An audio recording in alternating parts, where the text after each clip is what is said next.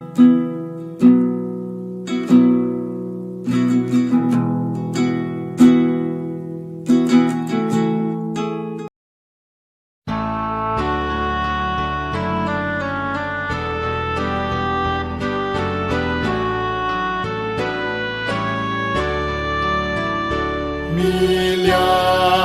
de milhares ouço cantando a Deus com gratidão,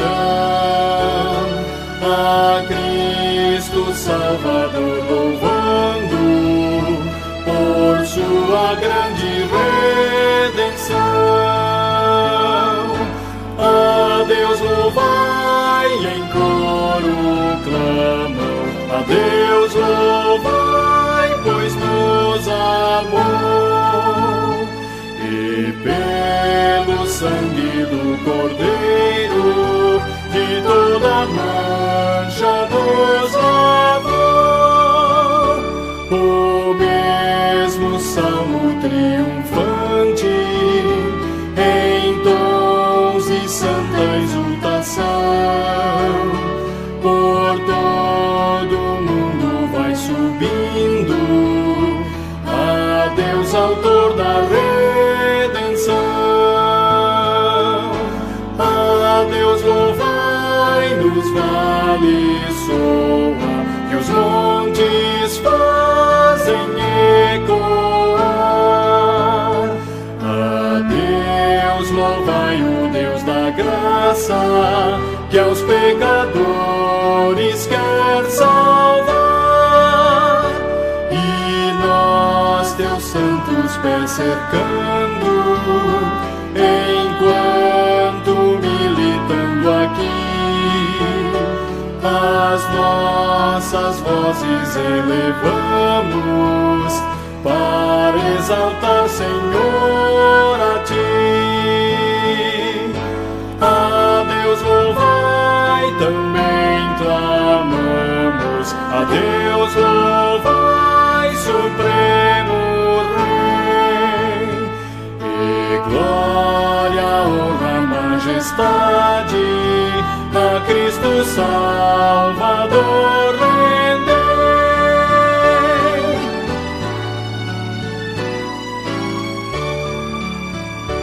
Das trevas fomos nós chamados à tua pura e santa luz, da escravidão e do pecado nos libertaste pela cruz. A Deus louvai, cantemos todos, a Deus louvai, que nos remiu, de filhos seus e seus herdeiros, em Cristo nos constituiu.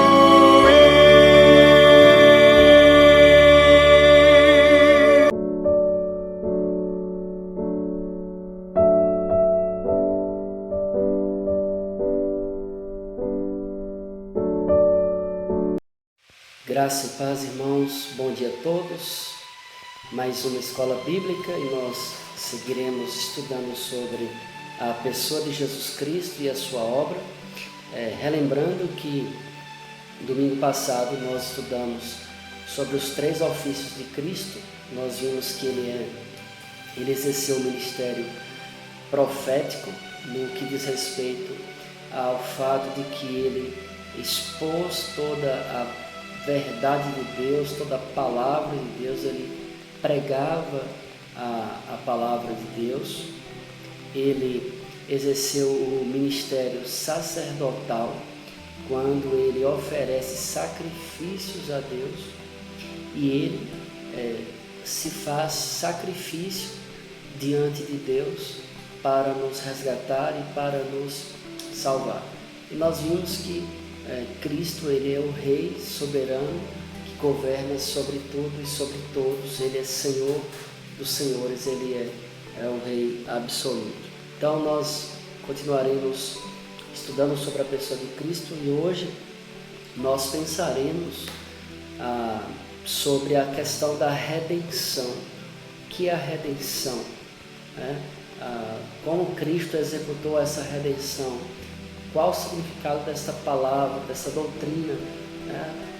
A quem ela se aplica, como isso se dava no Antigo Testamento antes de Cristo e como isso se aplicou depois que Cristo vem e morre por nós. Então é sobre isso que nós iremos pensar a partir de agora. E para isso nós leremos o primeiro texto, que está na carta de Paulo aos Colossenses, capítulo 1. Nós leremos alguns versículos desse capítulo, a partir do versículo de número 13, quando diz assim: Ele nos libertou do império das trevas e nos transportou para o reino do Filho do seu amor, no qual temos a redenção, a remissão dos pecados.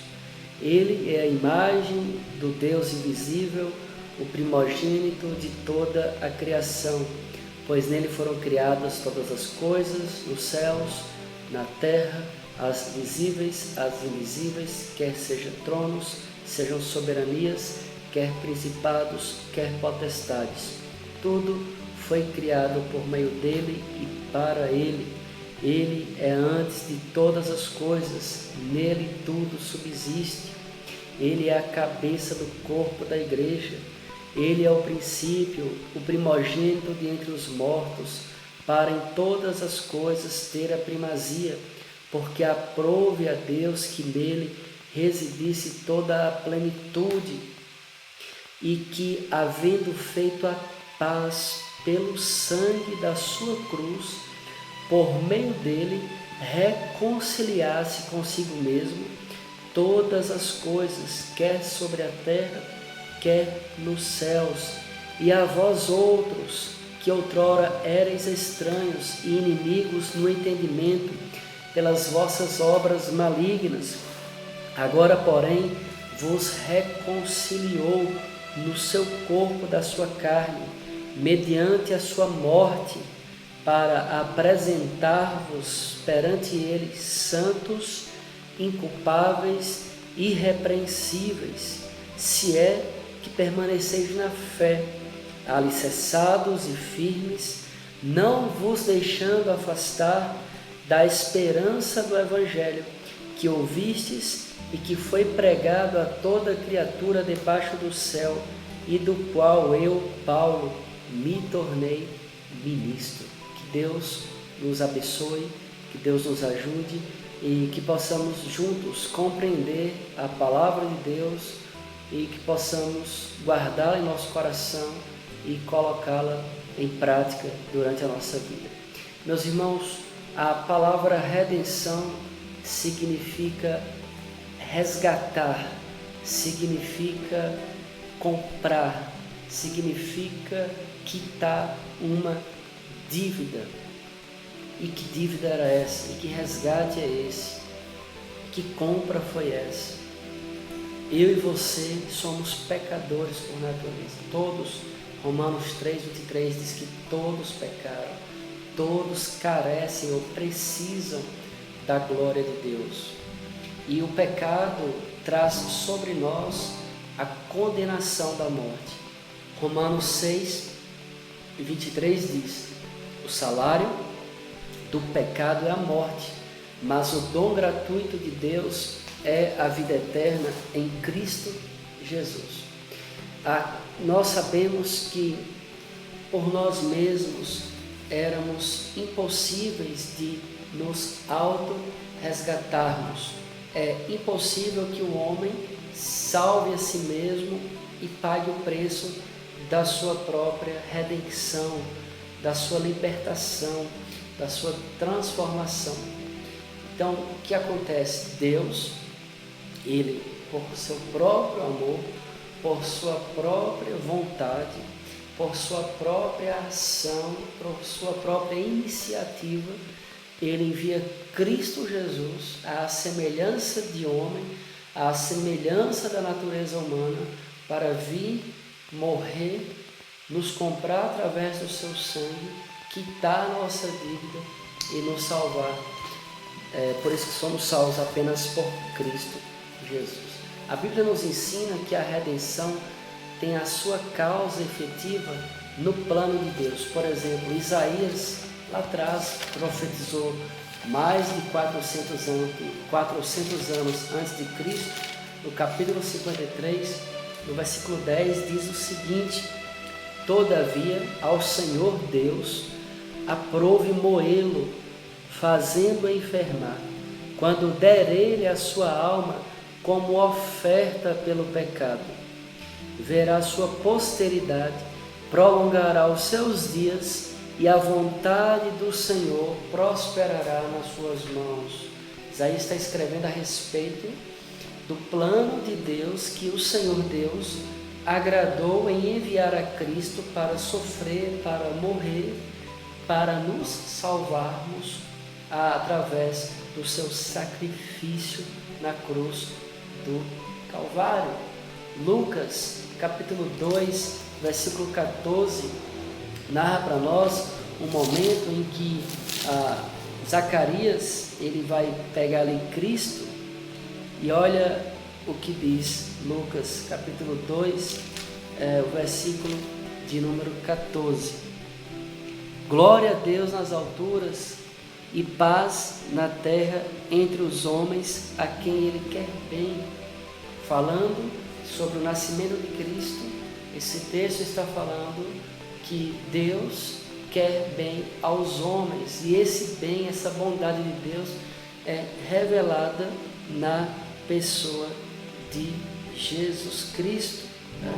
Eu disse Zacarias, mas Zacarias é um outro momento aqui, que quando no capítulo 1, aqui atrás, quando ele pega Cristo no colo, ainda bebê, ele diz: pode despedir o teu servo em paz, porque os meus olhos já viram a salvação. A respeito também do menino Jesus ainda, e Zacarias então pega ele nos seus braços, no seu colo, e diz assim para Deus: pode despedir teu servo em paz, porque os meus olhos já viram a salvação. Isso dizia ele a respeito da obra que Cristo iria executar. Pensando no aspecto da redenção, é importante nós dizermos que a redenção ela está fundamentada no amor e na justiça de Deus. O amor ofereceu aos pecadores um caminho para a salvação, e a justiça exigiu que se cumprissem os requisitos da lei de Deus. Vamos entender isso aqui de uma maneira simples. Por que a nossa redenção, lembrando que redenção é resgate, é compra e é libertação. Por que está baseado no amor? Porque Deus nos amou. João 3,16 diz isso. Deus nos amou de tal maneira que enviou o seu único Filho, para que todo aquele que nele crê não pereça, não morra, mas tenha a vida eterna. Ao mesmo tempo que a Escritura mostra, em Romanos 3, 24 e versículo 26, que todos pecaram e carecem da glória de Deus. E o verso 26 vai dizer o seguinte: verso 24, sendo justificados gratuitamente por sua graça, mediante a redenção que há em Jesus Cristo. E ele diz no verso 25, a quem Deus propôs no seu sangue como propiciação pelo meio da fé, para manifestar a sua justiça, por ter Deus, na sua tolerância, deixado impunes os pecados anteriormente cometidos. E ele vai dizer, tendo em vista a manifestação da sua justiça no tempo presente, para ele mesmo ser justo e o justificador daqueles que têm fé em Jesus. Ou seja, a redenção, o nosso resgate, a nossa salvação está fundamentada no amor de Deus em que Ele nos ama e na justiça de Deus de aplicar a sua lei, a pena capital, a pena da morte, quando Ele diz em Romanos 3, 23, todos pecaram e carecem da glória de Deus. E aí sim, Romanos 6, 23 diz que o salário do pecado é a morte. Então nós pecamos, nós erramos, nós merecíamos a morte eterna, a separação definitiva entre nós e o Senhor Deus, e Deus intervém na história, e Ele envia Cristo porque Ele nos amou primeiro, e Ele aplica a sua lei, a sua justiça, e esse salário do pecado, que é a morte, que era para mim e para você, agora é aplicado na pessoa de Cristo. Esse é o fundamento da redenção, o amor de Deus de um lado e a sua justiça do outro lado. Ambas são entrelaçadas na pessoa de Cristo, e a nossa redenção não pode ser só baseada no amor de Deus e não pode ser apenas baseada na justiça. É tanto nenhuma como na outra. Há quem negue a necessidade da redenção e afirma que Deus poderia salvar o pecador sem receber qualquer satisfação. Mas a Bíblia nos ensina que um Deus justo como o nosso e santo não poderia deixar o pecado impune, mas tinha que agir contra ele. Deus pronunciou uma sentença de morte sobre o pecador. Isso está lá em Gênesis 3, lá no início da história, quando o primeiro casal desobedece ao Senhor, e lá no capítulo 3, no versículo 3, mas do fruto da árvore que está no jardim, Deus disse: dela não comereis, nem tocareis, para que não morrais. No começo da história, ainda aqui no capítulo 2, no versículo 17, mais uma vez Deus fala: da árvore do conhecimento do bem e do mal não comerás, porque no dia que dela comeres, certamente morrerás. Deus é justo, Deus é santo, Ele é perfeito, Ele não volta atrás na sua palavra. Ele diz que se o homem comesse da fruta, se o homem o desobedecesse, esse deveria ser morto. Então, há quem diga que não precisava Cristo morrer. Precisava, porque Deus disse que se o homem comesse, morreria. Se o homem desobedecesse, ele seria morto. Então Deus intervém na história. Se Deus não tivesse intervido na história, se Deus não tivesse interferido na história, ninguém mais existiria. Deus tolera o pecado até o momento que Cristo vem. Quando Cristo vem, todo o pecado da humanidade é lançado nele. Isso é a justiça de Deus sobre a sua própria sentença de morte diante do pecado. Nós vamos pensar um pouco agora sobre a natureza da redenção. E nós vamos ver que essa natureza da redenção de Cristo nos salvando tem um duplo propósito. Primeiro, dar satisfação a Deus. Isso significa que a redenção dos pecadores através do sacrifício vicário, quando Cristo nos substitui naquela cruz, foi para reconciliar Deus com o pecador. A reconciliação do pecador com Deus pode ser descrita como um segundo propósito. Então, nessa redenção, nessa natureza da redenção, o próprio Deus se reconcilia com o homem. Por quê? Porque o homem em pecado não pode se relacionar com Deus, que é completamente santo. Então Deus mesmo se reconcilia com a criação, com os homens, através do sacrifício de Cristo.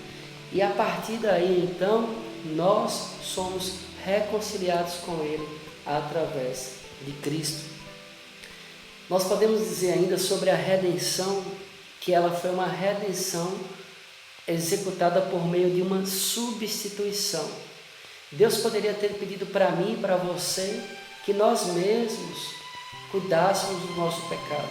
Deus poderia falar: olha, você pecou, você falhou, agora você vai resolver esse problema aí. Mas nós não tínhamos e ainda não temos nenhuma condição de salvar a nós mesmos, de nos auto-redimirmos, de nos autodeclararmos justos, porque somos pecadores. Mesmo com Cristo em nossa vida, nós ainda erramos, nós falamos coisas que nos arrependemos, nós pensamos coisas que nos arrependemos, nós fazemos coisas que nos arrependemos, deixamos de fazer o que deveríamos fazer e nos arrependemos até das coisas que não fazemos. E em vista disso, então, já que o Salmo 14 é um salmo muito claro em relação à universalidade do pecado, no que diz respeito que toda a raça humana pecou, quando ele diz o seguinte: do céu olha o Senhor para os filhos dos homens, para ver se há quem entenda, para ver se alguém busca a Deus. Todos se extraviaram, todos se corromperam. Não há quem faça o bem, não há um sequer, não há ninguém que faça o bem. Então o que é que Deus faz para salvar a humanidade dos seus pecados? Ele envia Cristo. Jesus Cristo vem e vai morrer no meu e no seu lugar. Ele vai nos substituir naquela cruz, como uma espécie de representante nosso diante de Deus. E ali na cruz ele expia o pecado da humanidade. Ele leva sobre si no seu corpo o meu e o seu pecado. E ele cumpre todos os requisitos da lei. Um texto claro para nós é quando Jesus se aproxima de João Batista para ser batizado. E João Batista, em Mateus capítulo 3, versículo 14, diz: ele, porém, o dissuadia, dizendo: eu é quem preciso ser batizado por ti, e tu vens a mim? Então Jesus fala para João Batista: deixa por enquanto, para que se cumpra toda a justiça. Ele então o admitiu. O sacrifício de Cristo, quando ele morre em nosso lugar na cruz, por um lado, ele leva os nossos pecados no seu corpo, e por outro lado, ele cumpre as exigências da lei de Deus. E por essa razão, falamos da redenção como sendo um sacrifício substitutivo. Neste caso, o ofendido Deus, ele mesmo promoveu a expiação. O que significa isso? Nós erramos contra Deus. O correto seria que nós nos reconciliássemos com o Senhor, que nós de alguma forma nós pagássemos pelo nosso erro, nós pagássemos pelo nosso pecado, nós pagássemos pelas nossas falhas, mas não. O próprio Deus propõe e indica o caminho e executa isso, no fato de que ele envia Cristo. Isso é a redenção. A redenção está no fato de Deus enviar Cristo, está no fato de Cristo levar o meu e o seu pecado no seu corpo, e Cristo assume isso até as últimas consequências. Ele morre, ele recebe a pena capital, a pena de morte mais severa, mais horrível, mais assombrosa, que era destinada aos piores criminosos de Roma. E ele sofre tudo isso para nos redimir, para pagar a nossa culpa, para nos libertar, para nos tornarmos filhos de Deus. E pensando na redenção, nos sacrifícios, todo o Antigo Testamento está repleto de tipos de sacrifícios. E toda vez que você lê o livro de Levítico, capítulo 1, versículo 4, eu vou ler apenas um para nossa reflexão, mas o livro de Levítico vai falar das leis, dos sacrifícios, e já no primeiro capítulo, no capítulo 1, versículo número 4, vai falar sobre algum tipo de sacrifício entre tantos que eram executados, e porá a mão sobre a cabeça do holocausto para que seja aceito a favor dele para a sua expiação, falando do cordeiro que deveria ser morto, ou um gado, ou 2 pombinhas. Vários animais eram mortos para a expiação, ou seja, quando o homem pecava no Antigo Testamento, e para ele receber o perdão de Deus, ele imolava um animal, um carneiro, uma ovelha, 2 pombinhas, ou um boi, né? Vai da classe social de cada um. E nós sabemos que os nossos pecados foram levados na cruz por Cristo. Mais uma vez eu volto aqui a Isaías, capítulo 53, versículo 6, quando diz assim: todos nós andávamos desgarrados como ovelhas, cada um se desviava pelo caminho, mas o Senhor, diz assim, fez cair sobre ele a iniquidade de todos nós. Os nossos pecados foram lançados em Cristo.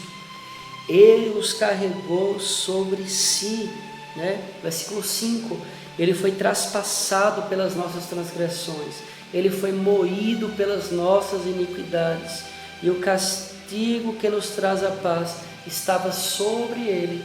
Pelas suas pisaduras nós fomos sarados.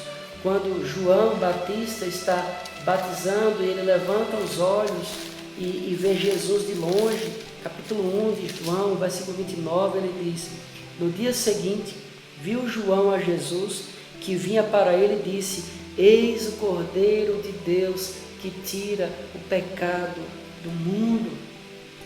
A redenção, meus irmãos, está no fato de que Cristo carregou os nossos pecados, mas não apenas isso, está ainda no fato de que Cristo, ele dá a sua vida por nós.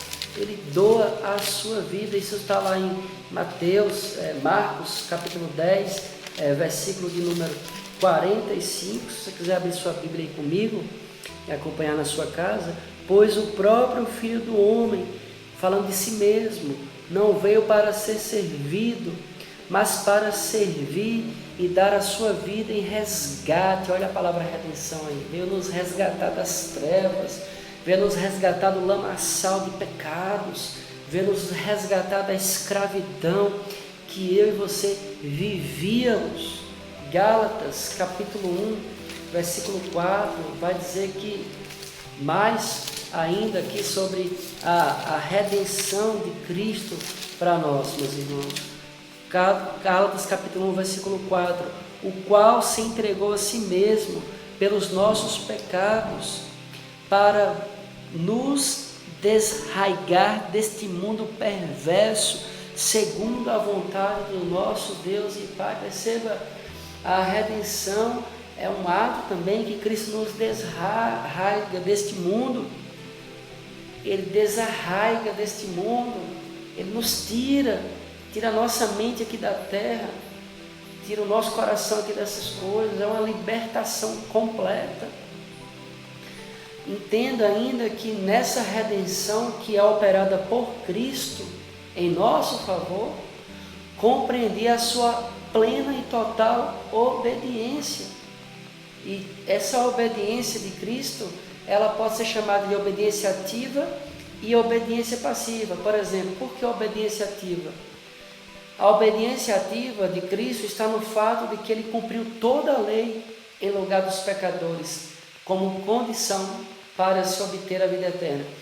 Escuta isso, nenhum de nós temos condição de cumprir toda a lei de Deus. Os 10 mandamentos, nós quebramos os mandamentos de Deus todo dia. Não mentirás, não roubarás, não adulterarás, não levantarás falso testemunho, guarda o dia do Senhor para o santificar. Não terás outros deuses além de mim, eu sou o Senhor teu Deus, que te tirei da terra do Egito. Não farás para ti imagem de escultura, e por aí vai. Nós quebramos, nós criamos deuses no nosso coração, nós mentimos, nós desejamos mal ao próximo, nós falamos mal do próximo, que é a imagem e semelhança de Deus. Entenda isso, nenhum de nós temos a capacidade e a condição de cumprir a lei de Deus dia após dia. E nessa redenção que Cristo executa, nesse aspecto da sua obediência ativa, ele cumpre toda a lei. Ele nasce de uma mulher. Ele é apresentado ao templo ao 8º dia. Ele é circuncidado, ele passa pelo batismo. E ele segue obediente. A Bíblia diz que nenhum dolo achou na sua boca. Cristo nunca pecou, Cristo nunca falhou. Ele cumpre toda a lei de Deus no nosso lugar. E a obediência passiva de Cristo está no fato de que ele sofreu ao pagar a pena do pecado e a dívida do seu povo. Quando ele está sofrendo aqueles açoites, quando ele está sofrendo aquelas chibatadas, quando ele está sendo posto uma coroa de espinhos na sua cabeça, quando aqueles soldados pegam uma venda e vendam os seus olhos, pegam um pedaço de pau e começam a bater na cabeça de Jesus, fala quem é que está te batendo, profetiza. Quando ele pega a cruz e carrega até o Gólgota, quando ele tem os cravos postos nas suas mãos e nos seus pés, quando o seu sangue é vertido, quando o soldado fica uma lança do lado direito de Cristo, sai água, ele está sofrendo, olha para sua mãe ali, olha para o discípulo João que está aos seus pés. Ele sofre tudo isso por obediência ao Pai, por amor a Deus e por amor a nós, para nos resgatar das trevas e do nosso pecado. E essa obediência ativa e passiva não pode ser separada. Cristo manifesta se manifestou em atividade através dos seus sofrimentos e em passividade ao se submeter à lei de Deus. Ele se submete.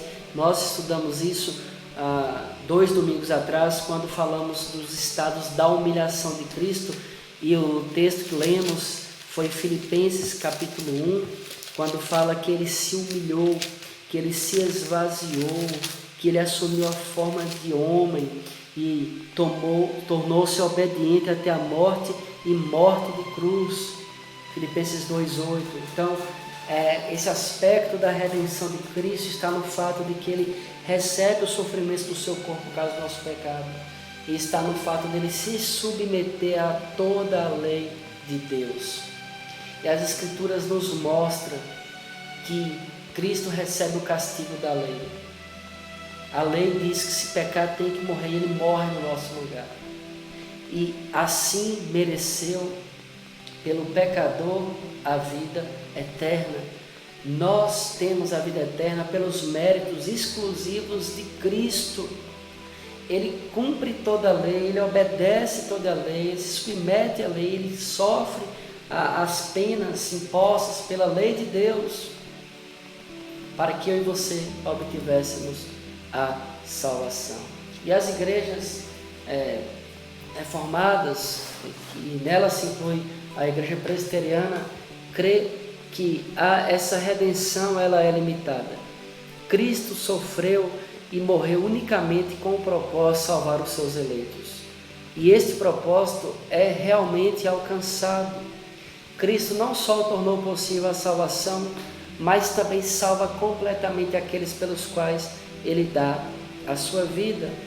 Por exemplo, Romanos capítulo 5, versículo de número 10, diz o seguinte: porque se nós, quando inimigos, fomos reconciliados com Deus mediante a morte do seu Filho, muito mais agora, estando já reconciliados, seremos salvos pela sua vida. 2 Coríntios capítulo 5, versículo de número 21, fala mais sobre essa aplicação da redenção a nós. 2 Coríntios capítulo 5, versículo de número 21. Aquele que não conheceu o pecado, falando de Cristo, Cristo não conheceu o pecado, ele o fez pecado por nós. Deus o fez pecado no sentido de que todo o pecado da humanidade foi lançado em Cristo, para que nele fôssemos feitos justiça de Deus. Efésios, falando da redenção, no capítulo 1, versículo de número 7, diz o seguinte: no qual temos a redenção pelo seu sangue, pelo sangue de Cristo, a remissão dos pecados, ou seja, nossos pecados foram perdoados e apagados completamente, segundo a riqueza da sua graça. A Bíblia indica claramente que Cristo dá a sua vida pelo seu povo. Mateus 1,21 diz: colocará o nome de Jesus, porque ele salvará o pecado do seu povo. A Bíblia mostra claramente que Jesus morre pelas suas ovelhas. Está lá em João, capítulo 10, versículo 11 e versículo 15, para nos assegurar a salvação. Por isso que nós não perdemos a salvação, porque ela não está em minha mão. A minha salvação está na obra que Cristo realizou lá atrás. Ele veio como homem, vive uma vida perfeita e agradável diante de Deus, morre no meu lugar, assume minha culpa, perdoa os meus pecados, ressuscita ao terceiro dia, ascende aos céus, está agora advogando a minha causa e voltará para me buscar. Essa é a obra, é o Evangelho de Cristo. João 10, verso 11 diz o seguinte: Jesus falando: eu sou o bom pastor. O bom pastor dá a vida pelas suas ovelhas. Verso 15: Assim como o Pai me conhece a mim, e eu conheço o Pai, dou a vida pelas minhas ovelhas. Se você avançar no verso 28, eu lhes dou a vida eterna, jamais perecerão, e ninguém as arrebatará da minha mão. Aquilo que meu Pai me deu é maior do que tudo, e da mão do meu Pai ninguém pode arrebatar. Então Cristo morre pelas suas ovelhas, e Ele assegura a nossa salvação. Diz que ninguém pode nos tomar da mão dele, diz que ninguém pode nos tomar da mão de Deus. Cristo morre pela sua igreja. Está lá em Atos capítulo 10, no versículo de número 28, quando diz o seguinte: a quem se dirigiu dizendo, vós bem sabeis que é proibido ao judeu ajuntar-se ou mesmo aproximar-se de alguém de outra raça, mas Deus me demonstrou que a nenhum homem considerasse comum ou imundo. Ou seja, Deus morre pela sua igreja, povos de todas as tribos, de todas as línguas, de todas as nacionalidades que professarem o nome de Cristo. Ali está a igreja de Cristo, e Ele morre pelos seus eleitos. Isso é um cântico muito conhecido nosso, está lá em Romanos 8, 32 e 35. Aquele que não poupou o seu próprio filho, antes por todos nós o entregou, porventura não nos dará graciosamente com ele todas as coisas? Quem vai acusar os filhos de Deus?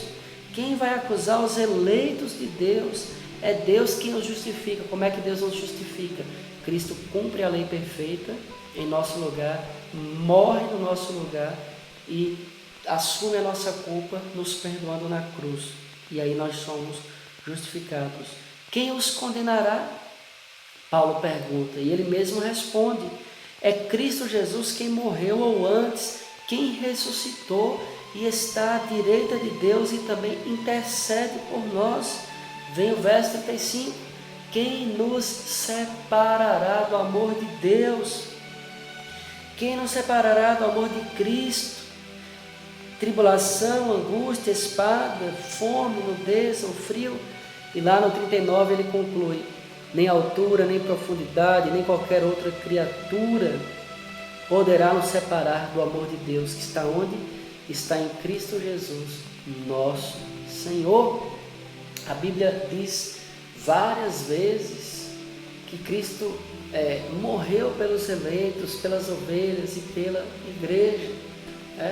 É claro que a morte de Cristo pode salvar o mundo inteiro, mas ela só se aplica aos eleitos, à igreja de Cristo.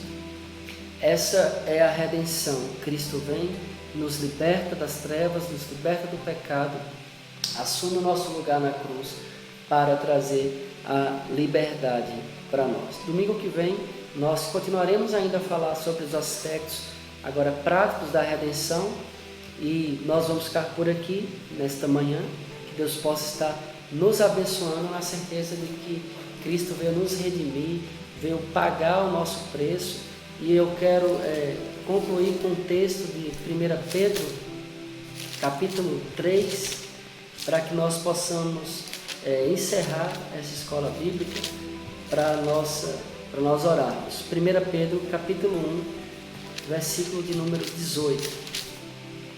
Diz assim a palavra do Senhor para nós: sabendo que não foi mediante coisas corruptíveis, como prata ou ouro, que fosseis resgatados do vosso fútil procedimento que vossos pais vos legaram, mas fomos resgatados pelo precioso sangue de Jesus, o sangue de um cordeiro sem defeito e sem mácula, o sangue de Cristo Jesus. Esse foi o preço que Deus pagou para nos salvar. Convido você a orar nesse pensamento em que fomos resgatados por Cristo pelo seu precioso sangue, e que possamos, queridos irmãos, valorizarmos essa liberdade que temos na pessoa de Cristo, a saber que Ele pagou o nosso preço pagou a nossa dívida e agora eu e você temos plena liberdade na pessoa bendita de Jesus. Oremos. Pai, muito obrigado pela tua palavra. Obrigado porque nós éramos impossíveis de salvar a nós mesmos. Não havia nada que pudéssemos fazer para que pudéssemos pagar a nossa dívida diante do Senhor. Não há nada que poderíamos fazer, ó Deus, para que fôssemos livres do pecado que tanto nos assedia, Senhor. Ó Deus, obrigado porque o Senhor nos amou e cumpriu a sua justiça, enviando Cristo para viver uma vida perfeita e também para morrer no nosso lugar, pagando a nossa dívida e nos comprando assim para Ele. Obrigado porque nós agora pertencemos a Cristo. Obrigado porque pertencemos ao povo eleito de Deus, à igreja do Senhor, a grande família que pertence ao reino dos céus. Glórias te damos, ó Deus, nesta manhã. Te agradecemos por todas essas bênçãos. Fazemos isso em nome de Jesus. Amém. Deus te abençoe. Tenha um excelente domingo e logo mais estaremos juntos às 19h30 adorando a Deus, meditando mais uma vez na palavra do Senhor. Fica aqui meu abraço para todos vocês e conte comigo, conte com nossas orações. Estamos juntos, mesmo afastados. Em Cristo Jesus nós estamos juntos. Deus te abençoe.